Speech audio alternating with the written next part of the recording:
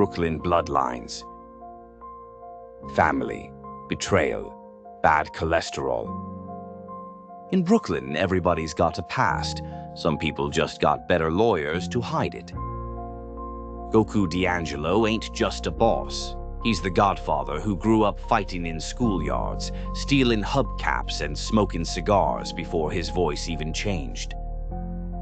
He's got regrets, ghosts, and one very expensive tailor bill. When he says family, he don't just mean blood. He means whoever don't stab him in the back that week. Nick Palermo, he's the hot-headed nephew with knuckles raw from fighting and a heart that don't know if it belongs to Brooklyn, the bottle, or a woman that already betrayed him. He ain't just a mobster. He's a man carrying the weight of his father's shadow, drowning in old habits and praying the street don't swallow him whole. Bambi Palermo, undercover fed, daughter of a fallen boss, and a woman who learned too young that loyalty's just another word people ruin. She ain't just playing both sides of the table. She built the damn table, flipped it, and sold the wood for cash. Her past, full of scars. Her present, a razor's edge between love and survival. David Lopez, the Fed who should have been a priest but ended up an interrogator with a bad temper and worse judgment. Marine, liar, protector, maybe lover. His file says agent, his eyes say traitor. And Mikey the Hammer Palermo, last of the old lions. Retired, greasy with motor oil instead of blood now, but don't let the rag in his hand fool ya. The man's past is a ledger written in fists and bodies. You wake him up, you better mean it. These ain't just mobsters, they're men and women chained to who they used to be. Childhood grudges, old flames, dead fathers, broken oaths. Brooklyn don't forget, even when you beg it to. Brooklyn bloodlines. It ain't just about crime. It's about who you were before the crime. And whether the past you're running from is the one that finally catches up. Coming soon, where family dinners end in funerals, and the Pine Barrens ain't just for deer.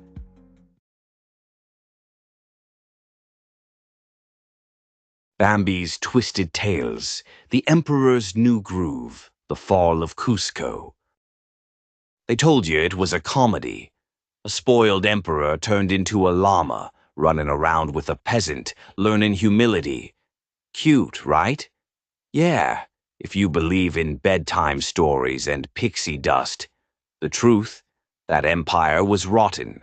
And Kuzco, he wasn't no funny goofball. He was a tyrant. The cruel emperor. Kuzco wasn't just spoiled, he was a sadist. His palace walls were lined with bones of rebels who dared question the taxes.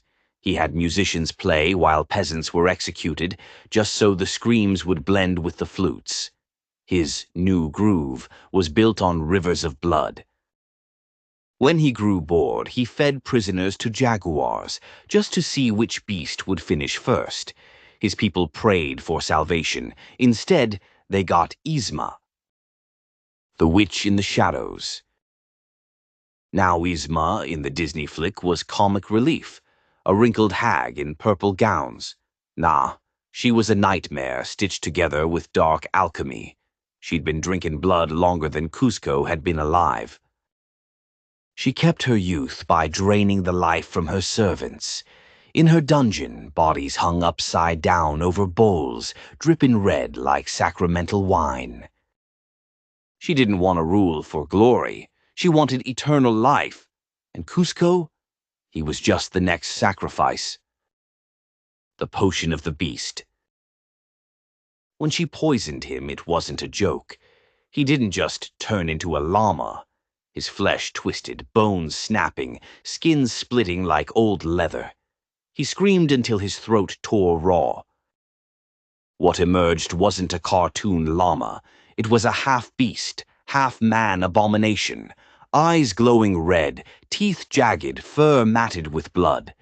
a demon birthed from human cruelty. The villagers whispered his new name, the Grotesque. The peasant's betrayal. Enter Pacha. In the fairy tale, he's the heart of gold farmer who helps the emperor find his way. Truth is, Pacha made a deal. His family was starving, his village dying.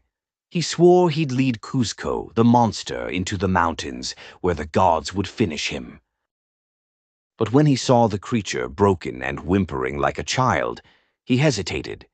He thought maybe there was hope, that mercy might save them both. Big mistake. That night, as they sheltered in a cave, Kuzco's hunger broke free. By morning, all that was left of Pacha was a gnawed bone, slick with saliva. His family never saw him again. The empire devoured. The beast returned to the city. Yzma welcomed him like a mother welcoming her spawn. Together they reigned, blood sacrifices, rivers of corpses, the sky black with smoke. The empire wasn't a paradise. It was hell on earth, carved into the Andes. And the people, they prayed not for freedom, but for death to come quick. Moral of the story. Power corrupts, cruelty breeds monsters, and mercy in the face of evil will get ya killed. Don't be fooled by the funny versions of history. Behind every laugh, there's a scream they don't let you hear. This was Bambi's Twisted Tales. If you got the stomach for more, smash that like, hit subscribe, and ring the bell, 'cause every fairy tale's got a corpse buried underneath it, and we're the ones digging 'em up.